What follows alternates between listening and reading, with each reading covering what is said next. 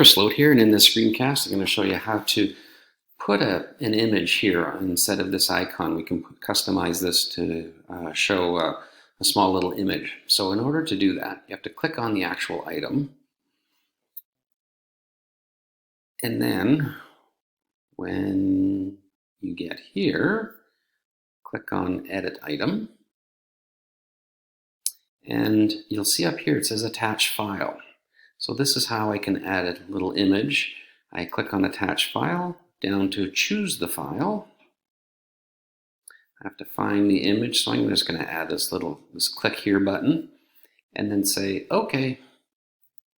You'll see that there's an attachment here. And this is, if I wanted to delete it, I could click on Delete and add it again, but instead I'm going to hit Save.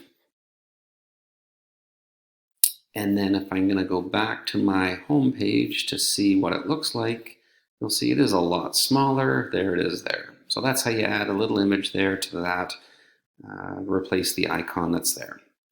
Hope this helps you with your website. Have a good day.